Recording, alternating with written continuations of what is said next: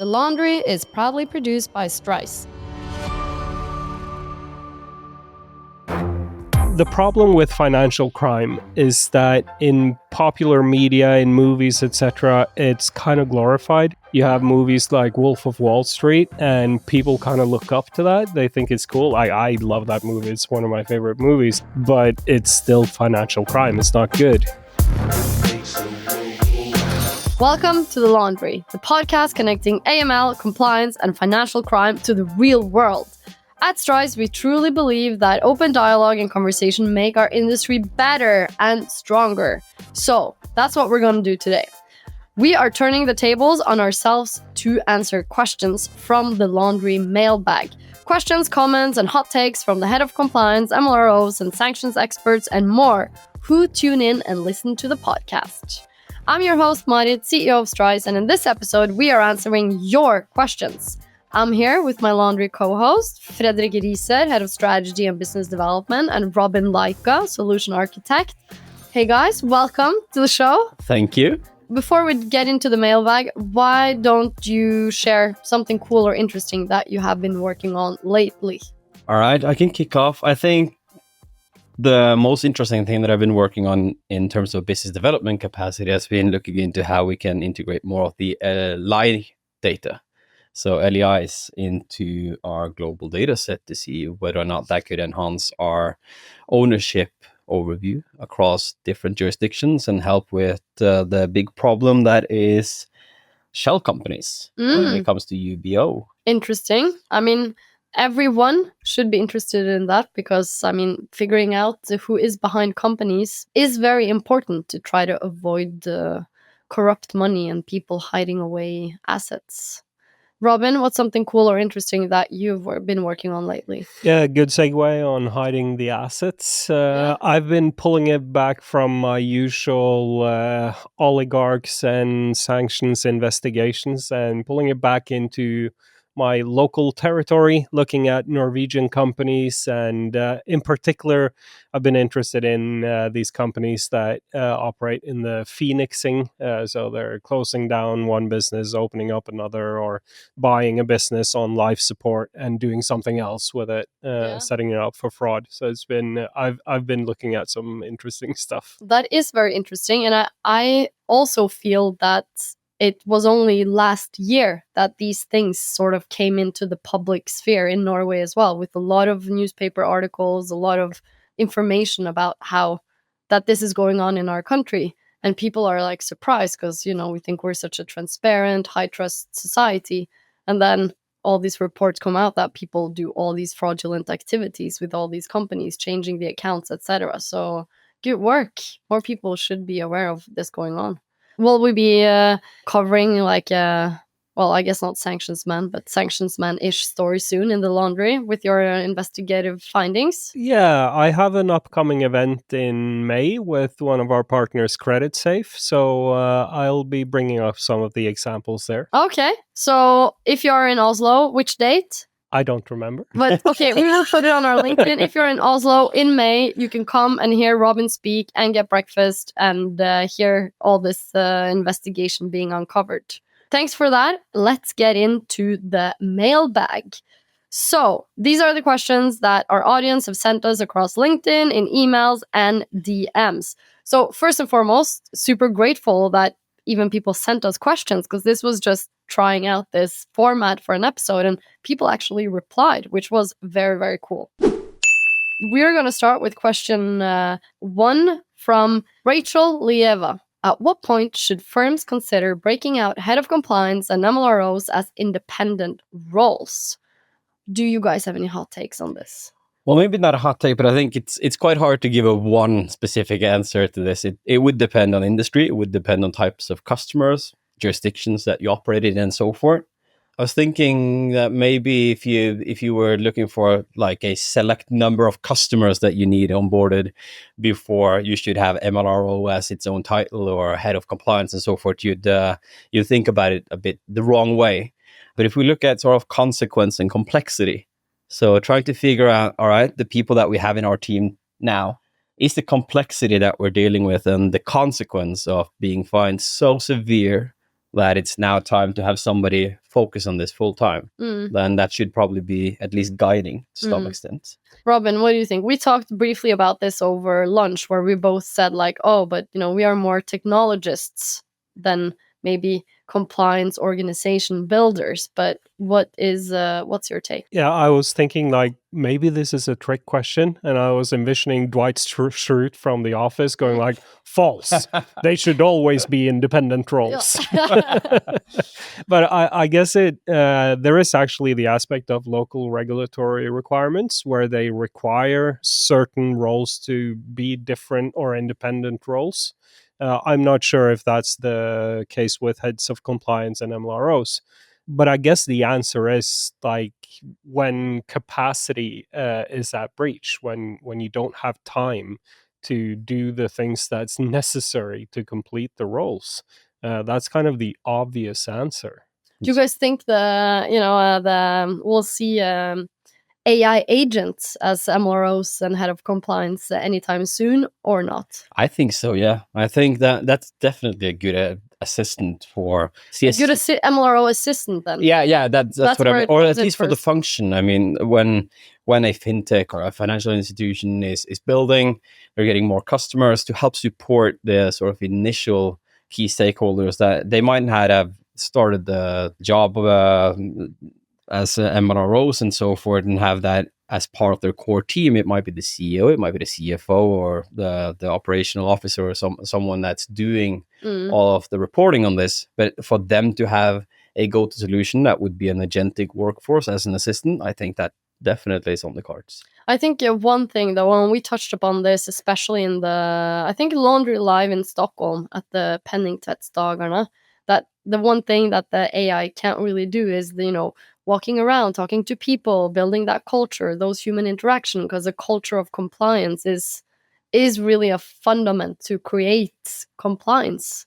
So that is like at least the one thing that makes me think it will be the assistant and not the MLRO, because you need people to build that culture of compliance. Can I also add that I think maybe if you look at this from a business case perspective, so say hypothetically you have a CEO, just to put it all the way to the top, that's focusing on a lot of different things, and they've taken upon themselves to do the work of the head of compliance or MLRO and so forth as well.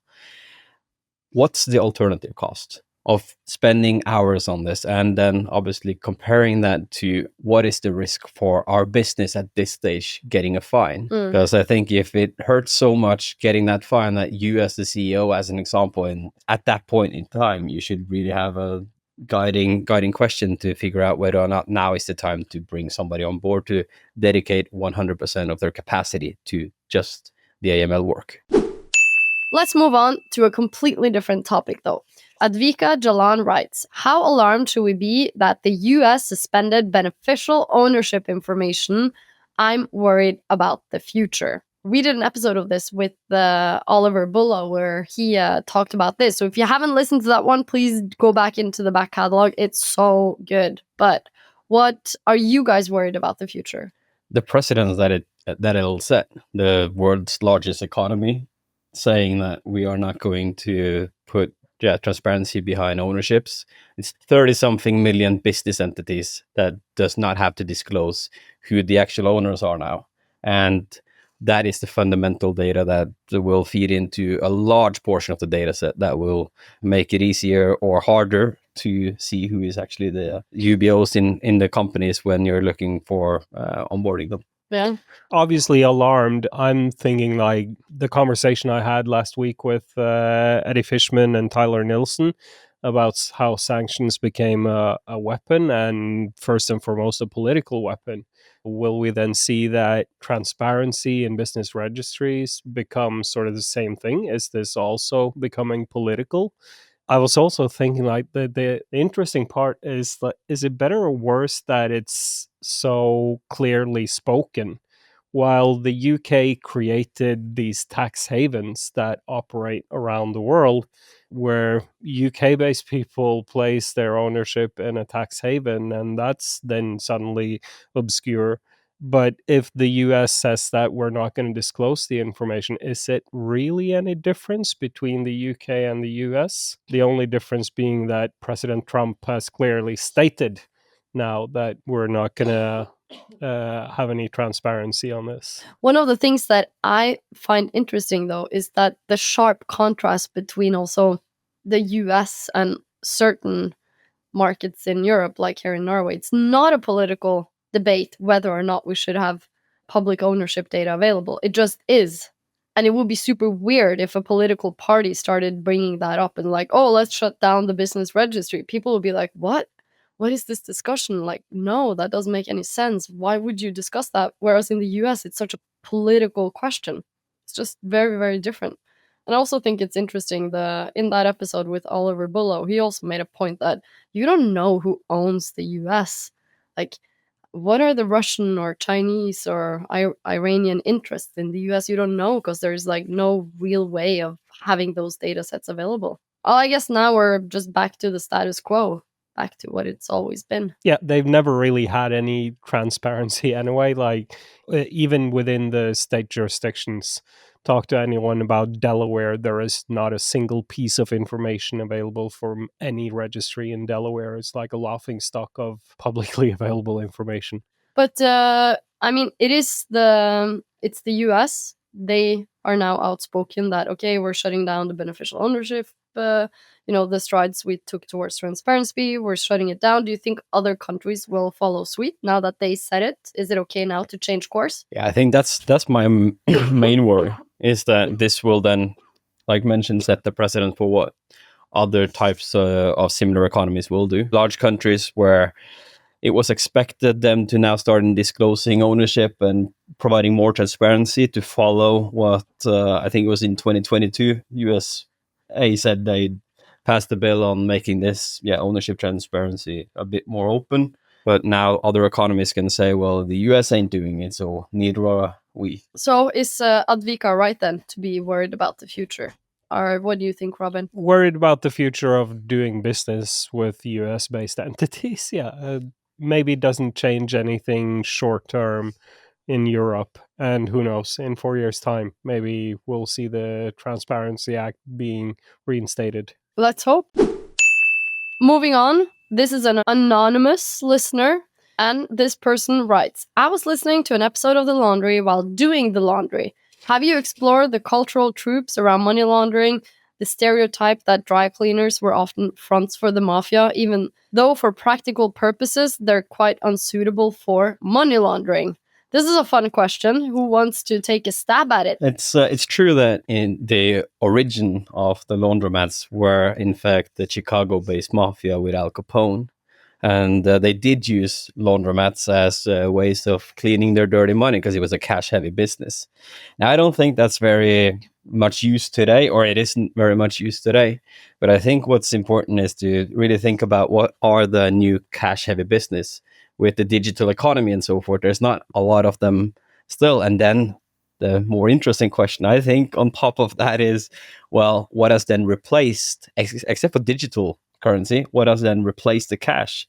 And I think receipts and gift certificates. Yeah, gift certificates. That's a nice one. A couple of months back, I was deep into researching the barbershops and the American candy stores in London. I looked at barbershops in Coventry. It was super interesting, like 600 barbershops in a vicinity of like 3 miles radius or something. One of them was placed right next to one of these, like secretaries that set up companies, and 30 of the barber shops had the address right next to the secretary. And when I looked at it on Google Maps, there was just like, it's just a hole in the wall, this secretary, and then the barber shop next to it. So definitely super interesting there. Then on the American candy stores, that's different though. It's not money laundering, but it's more like council tax evasion. But I've seen several of these similar examples, like car washes. And car washes. typically the stuff that I did with Aisha Halt, where we investigated car washes and changing addresses, phoenixing again. So yeah, I've seen stuff. Yeah, I think we've seen less laundromats and more car washes. I mean, it feels like a holy trinity. You have a property, you have of course, organized in its own company, its own company, a car wash, and like a shady accountant or auditor, depending on the size. Like once you got that set up, then you're good. I remember it's not that many weeks ago I posted this news article on our internal Slack with this guy who he had bought a new Lamborghini, and he had lost his previous one for speeding in Denmark or something, because then if you speed there, they can take your car for it and sell it or something. And now he gotten a new one, and then you look him up and you can see like, oh, he has a cash losing business year over year over year. How do you afford a Lamborghini? You can see like, oh, but you have a property and you have a car wash and this accountant looks kind of shady. So yeah. But you spoke about cash. Isn't it crazy how much more cash there is now than just like 20 years ago? I remember the last one from the financial crime police here in Norway. This was it like 8 times more cash now in the Eurozone in the last 15 years or so, which is crazy when you think about it, because we don't use cash. So where does all that cash go, you know? That's the trillion dark money dollar question, I think, because I can't remember the statistics, but it's incredibly, like, how much US dollars are printed compared to how much is actually being used, and nobody's owning up to it, saying this is where the money is flooding. Like, it just seems like we're printing a lot of cash, but nobody seems to be holding using it. Yeah, Same exactly. in the Eurozone, a lot of euros, but I guess the criminals are still paying each other with cash then. And the criminal labor economy or black labor economy, like a lot of money goes from private individuals paying for black labor. Yeah. And that's cash intensive. And that's where we see that cash is being exported from labor crime, and where we now have this stop in Norway where we're not accepting cash from European banks anymore. So like Poland they're struggling with cash piling up in the banks because they're converting to euros, but Norway doesn't want to accept that because they can't trace the origin. That was from the Norwegian FIU Økokrim's report. Yeah, that's the one I'm thinking about. Yeah, exactly.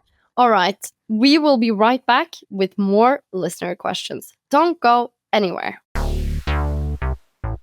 Strise turns AML from a costly burden into an automated winner. But don't just take my word for it. Let's hear what Norway's own BN Bank has to say.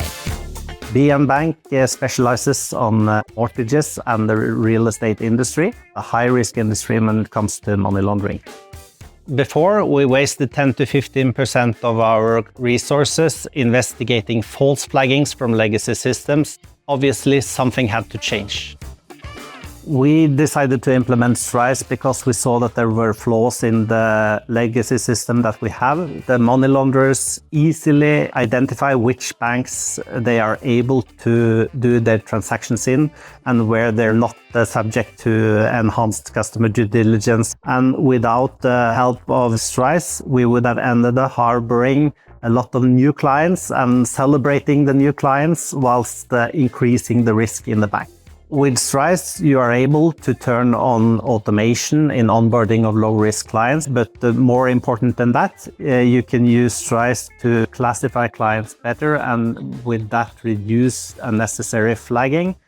False flagging is when you get the transaction flagged that after investigation is not linked to money laundering. And when we get the reduction in false flagging by 30%, like Strise has enabled, we are able to reallocate 10 to 15% of our combined resources into further investigation of high-risk clients. Explore the AML Automation Cloud. Visit strise.ai for more information.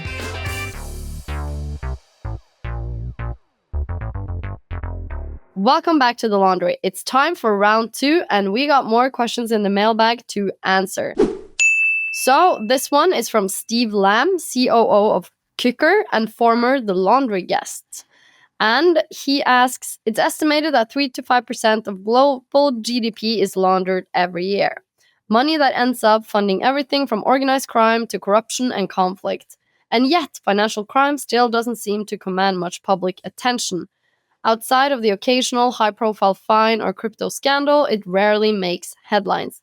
Is the problem too complex, too hidden, or just too easy to ignore? And what would it take to shift public consciousness? Are we at the mercy of another Panama Papers, or is there more we as practitioners can do to increase awareness?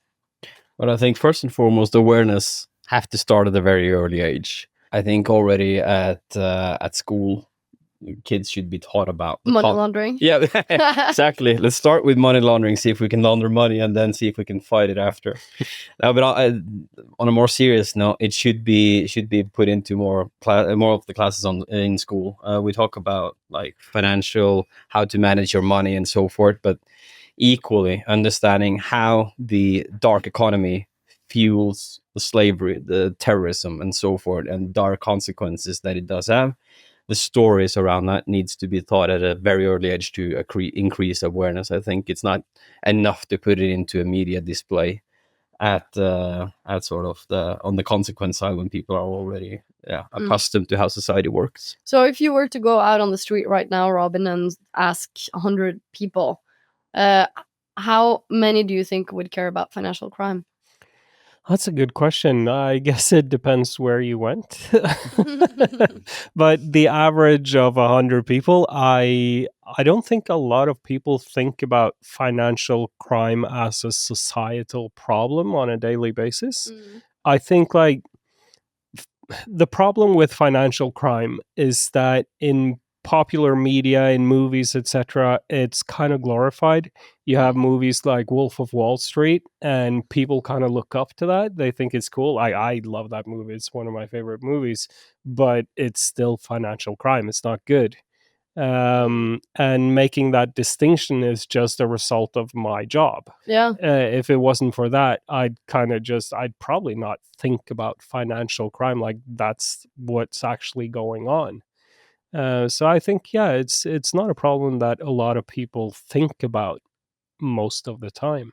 Do you guys think that, financial crime is a lot of things, obviously fraud, romance fraud, investment fraud, people do care a lot about that because it's a lot of, the heartbreaking stories in the media and people are defrauded of all their money, obviously makes the news and people care about that. But do you think that people care a bit more now about corruption after the whole kind of Elon Musk Doge narrative? Just thinking, because our laundry guest, Peter Geoghegan, he told us that it's one of the things people genuinely care about. If you talk to them, my sense, purely anecdotal, is that in the US, Donald Trump's rhetoric about clamping down on corruption is actually effective. It seems to be resonating. So it's like corruption now being more on people's minds, you think, and caring about that? I don't think so. No, not to most people, no. What do you think, Fredrik? Yeah, I think it's very hard to say whether or not it's resonating more now. I haven't seen any statistics or similar to say that, yes, I completely agree with that statement.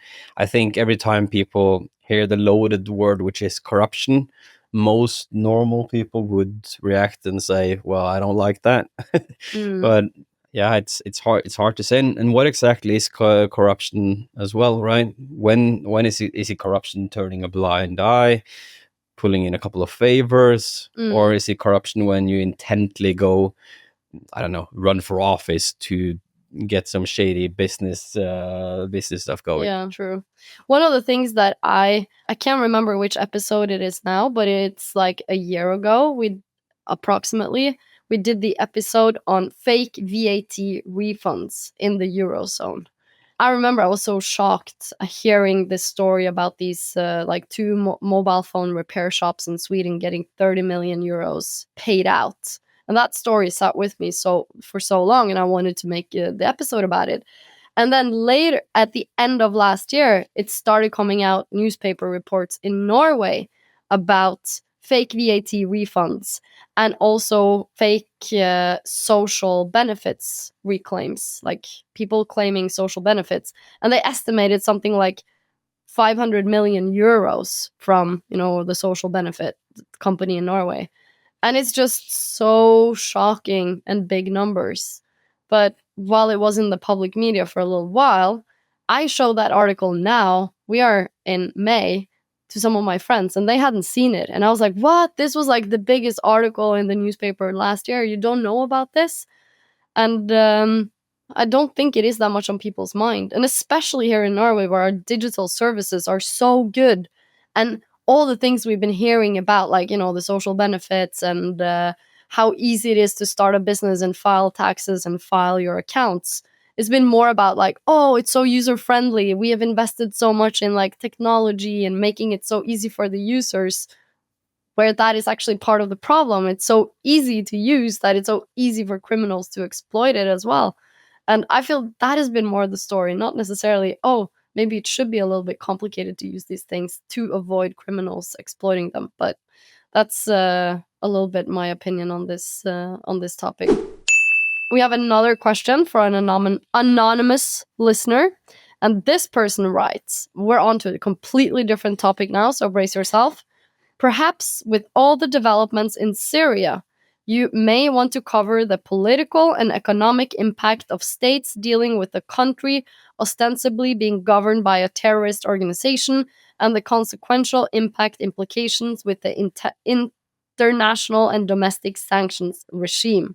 Sanctions man, what do you think about this? Well, I've been thinking about how these economies are affected once the sanctions are lifted. What's going to happen? Will money start flowing back into the economy? What's going to happen to one of the most interesting aspects to me is what's going to happen to the companies that were actually acquired during this period. So if you look at Russian companies, they've been, a lot of them have been bought up by Middle Eastern economy. We have the Saudis going on in purchasing these companies. And then once you lift the sanctions, they will flourish. It will boom. On Syria in particular, I don't have any particular expertise on Syria. I can't really answer but I did a see lot on that. This week that UK lifted their some sanctions on Syria, and also saw that, was it Saudi and Qatar who was going to pay down the Syrian debt in the World Bank? That's not related to sanctions though, but it seems like now it's a bit more the time to rebuild, etc. But it will be interesting to see. What do you think about the Syria and sanction story, Fredrik? Well, I can only say that I'm not an expert on Syria nor the geopolitical sort of landscape surrounding it. But obviously, it's tough with sanctions in terms of just exactly how hard do you impose them? What do you do when you lift them? You have to strike the balance of making sure, even if it's a regime you're not necessarily sharing your values with, you rather have the devil you know. So making sure you don't push them so hard that countries, as an example, start setting up their own economic infrastructure and trade routes and so forth that you have zero visibility into.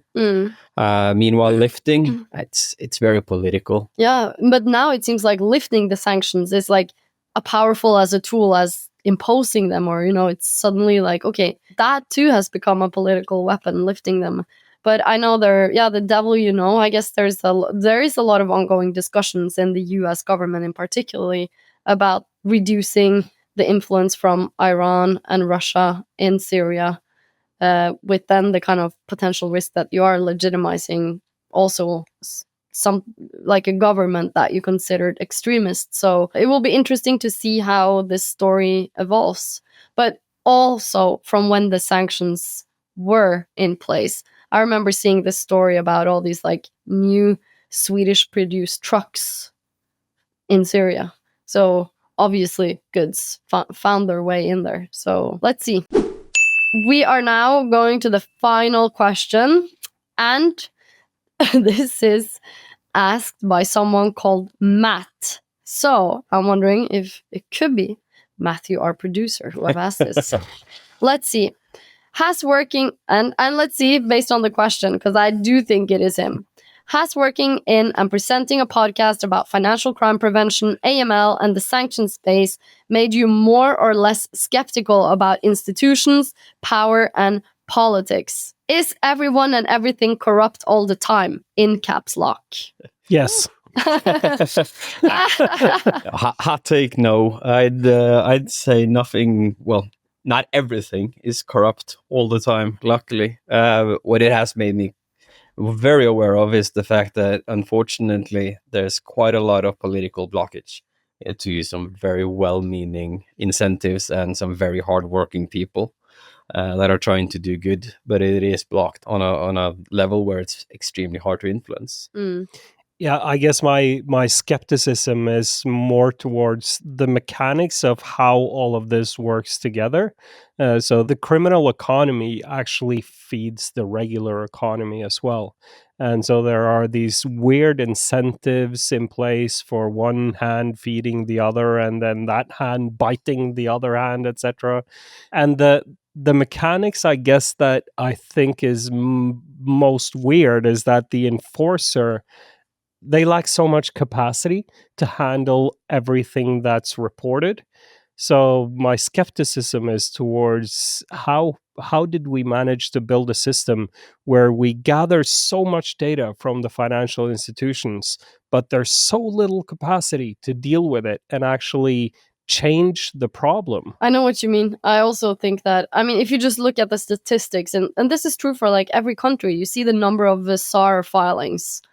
And then you see the number of cases that are being investigated. It's just such a mismatch because there's so little capacity on the side of the police to actually pick up and investigate and do something about it. And then for me as well, it's also this inherent, I mean, as a European, you do value data privacy, so you can see the kind of value of GDPR and these things. But when you work in this space, you're like, oh, I think we should share as much data as possible because that would benefit everyone. But then where do you draw the line so you don't end up in like George Orwell 1984 kind of situation? I feel a lot of things would be better if it was easy to share data among institutions and with the government, and they could more effectively just pick up on it. Exactly. I completely agree. When I still don't understand why we're not using more of a carrot approach rather than a stick on this. Yeah.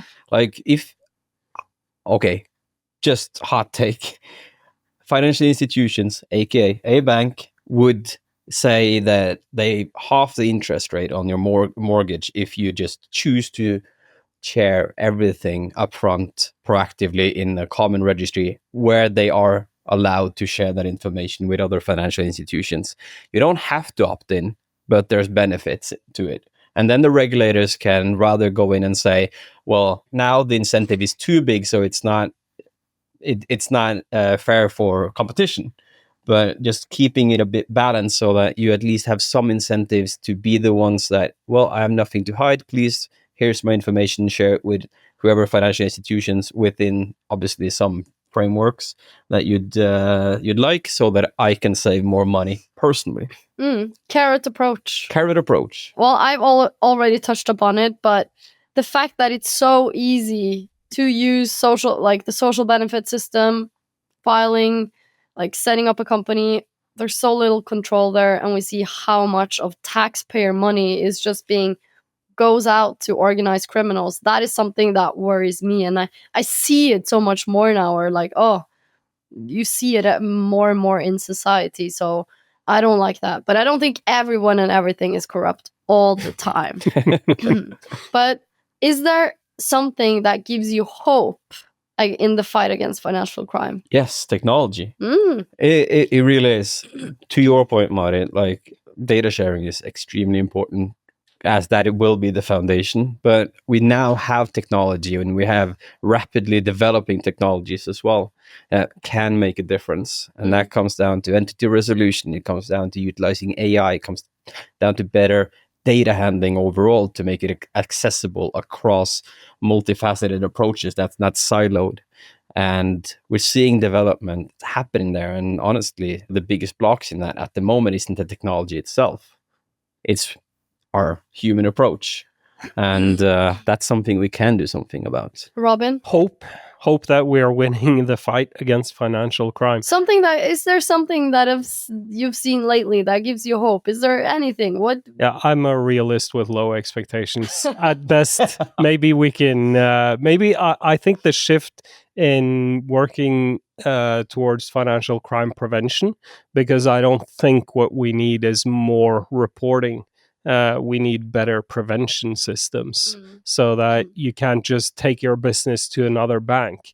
If one bank rejects your business, then it's so easy for a criminal to just take their business to another smaller bank. Maybe they don't have the capacity to have as stringent checks, etc. So yeah, if we're able to work towards that, then yes, I do see hope. I'm a bit with Fredrik. Like, technology does give me hope in this, but it's gonna take a long time.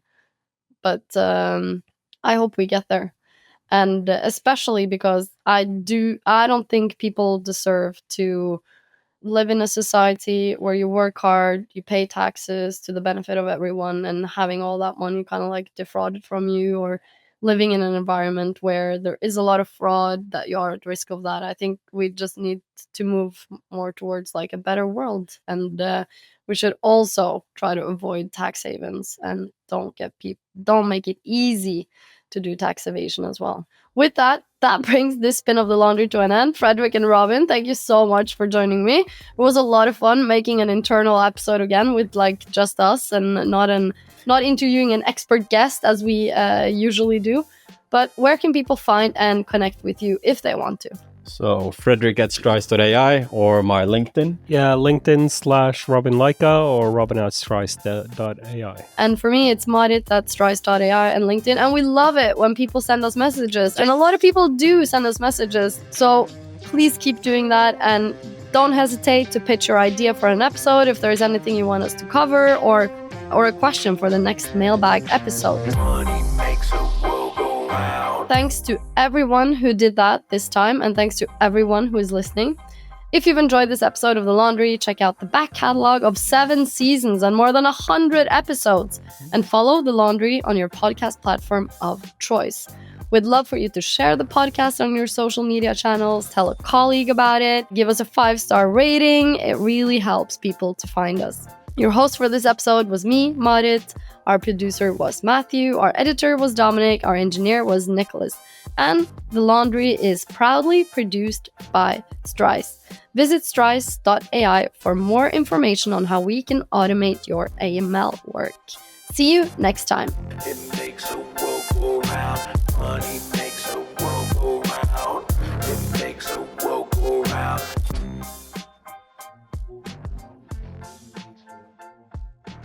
Hey Robin, do you know what? Do you know what a cat orders at the Chinese takeaway?